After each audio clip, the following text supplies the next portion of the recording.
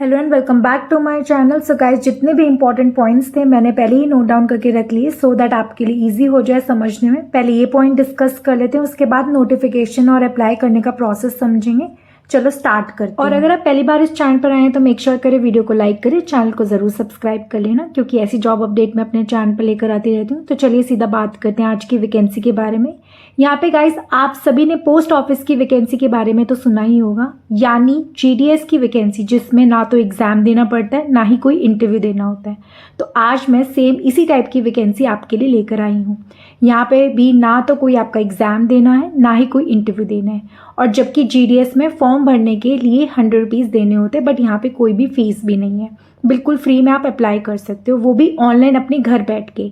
Seats की बात करें तो यहाँ पे 1700 से ज़्यादा सीट्स अवेलेबल हैं। अलग अलग स्टेट्स में से वैकेंसी आई हुई है, तो आप कहीं से भी हो तो यहाँ पे अप्लाई कर सकते हो। तो गाइस देख लेते हैं वैकेंसी आई कहाँ से। सबसे पहले तो मैं आपको डिपार्टमेंट का नाम बताना चाहूँगी ताकि आपको पता चले कि ये वैकेंसी निकाली किसने है। तो गाइस वैकेंसी निकाली है IOCL डिपार्टमेंट ने, यानी कि इंडियन ऑयल कॉरपोरेशन लिमिटेड। ये गाइज आपका एक PSU है, यानी कि पब्लिक सेक्टर अंडरटेकिंग। कहने का मतलब ये है कि जिसमें 50% से ज़्यादा शेयर्स गवर्नमेंट के पास होते हैं, तो आप इसे एक सरकारी डिपार्टमेंट भी कह सकते हो। बाकी चलिए हम बात करते हैं इसकी इंपॉर्टेंट डेट्स की।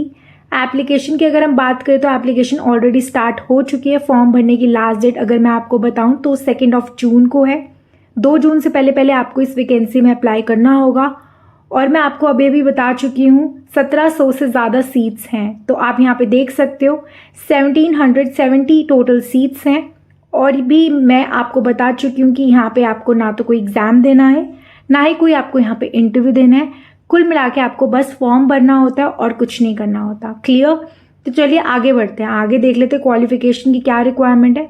जहाँ तक बात है एलिजिबिलिटी की यानी क्वालिफिकेशन की, तो ये डिपेंड करेगा आपकी पोस्ट के ऊपर।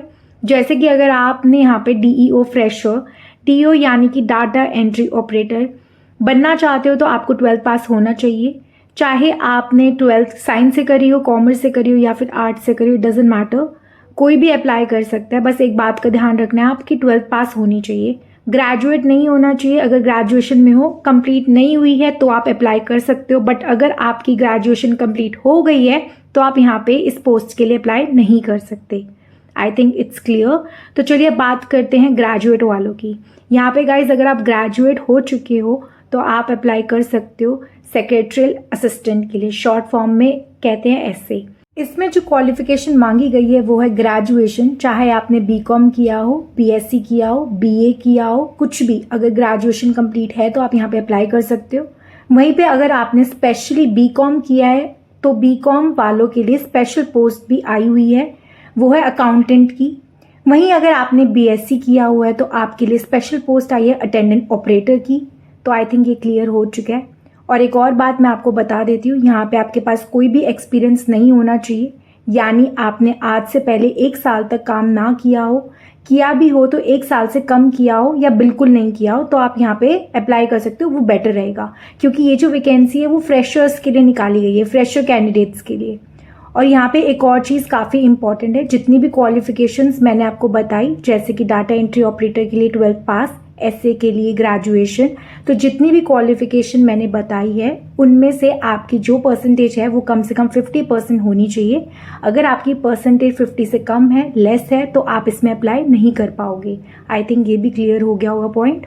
एक और चीज़, अगर आपने ग्रेजुएशन भी की है ना तो वो रेगुलर मोड होनी चाहिए, यानी कि आप कॉलेज जाते थे ऐसे ग्रेजुएशन होनी चाहिए, डिस्टेंस मोड की नहीं होनी चाहिए जिसमें बस पेपर देने जाना है, कॉलेज नहीं जाते। ये नोटिफिकेशन में लिखा हुआ है कि रेगुलर आपने करा होना चाहिए ग्रेजुएशन, या फिर पोस्ट ग्रेजुएशन जो भी है वो रेगुलर होनी चाहिए, डिस्टेंस से नहीं होनी चाहिए।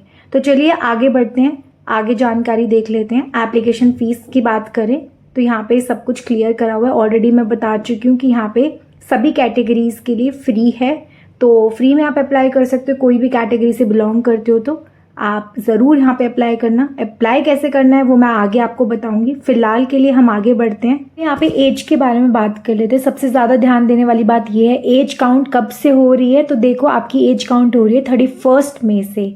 अगर 31 मई को आपकी एज 18 से 24 ईयर्स के बीच में है तो आप यहाँ पे अप्लाई कर सकते हो, इस वैकेंसी के लिए अप्लाई कर सकते हो, अदरवाइज आप नहीं कर सकते।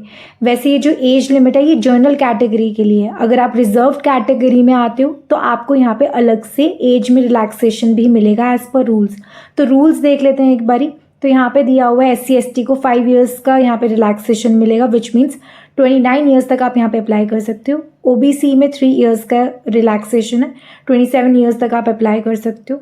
PWD UR 10, SC/ST 15, OBC 13 years तक रिलैक्सेशन है। Ex serviceman not eligible.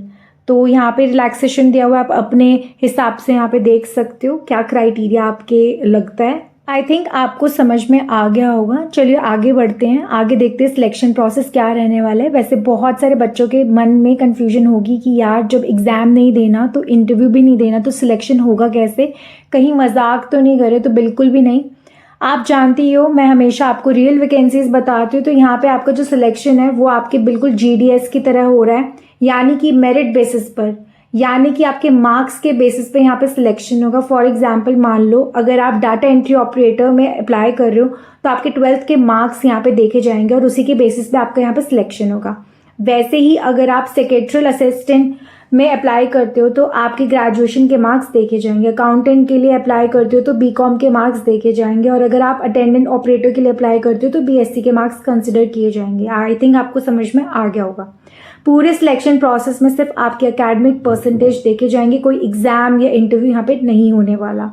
अगर आप सोच रहे हो कि अप्लाई कैसे करना है तो चिंता मत करो, मैं आपको अप्लाई करने का प्रोसेस स्टेप बाय स्टेप समझाऊंगी। पहले आपको ऑफिशियल वेबसाइट पे जाना होगा। ऑफिशियल वेबसाइट मैं आपको लिंक डिस्क्रिप्शन बॉक्स में दे दूंगी, प्लस आपको जो एप्लीकेशन फॉर्म है उसका भी लिंक दे दूंगी। मैं सारी चीज़ों का लिंक डिस्क्रिप्शन बॉक्स में दे दूंगी, आप डायरेक्टली वहाँ पे जाके अप्लाई भी कर सकते हो। तो बेसिकली आपको करना क्या है, जैसे आप ऑफिशियल वेबसाइट पे जाओगे इस तरीके का आपके सामने ओपन हो जाएगा। यहाँ पे आपको सबसे पहले रजिस्टर करना पड़ेगा, क्योंकि आप न्यू स्टूडेंट हो तो न्यू कैंडिडेट हो तो आपको रजिस्टर एज ए कैंडिडेट करना होगा। अगर आपके पास ऑलरेडी ईमेल एड्रेस है यहाँ पे रजिस्टर किया हुआ है तो आप simply log in as a candidate करके अप्लाई कर सकते हो। अगर आप न्यू कैंडिडेट हो तो आपको रजिस्टर करना होगा। तो ये रजिस्टर करने के लिए छोटा सा फॉर्म आपको फिल करना होगा। देन कुछ इस तरीके का आपके सामने इंटरफेस आएगा, तो आपको सिंपली अप्लाई नाउ पे क्लिक कर देना। जैसे आप अप्लाई नाउ पे क्लिक करोगे कुछ इस तरीके का आपके सामने ऑफिशियल वेबसाइट फॉर्म का ओपन हो जाएगा।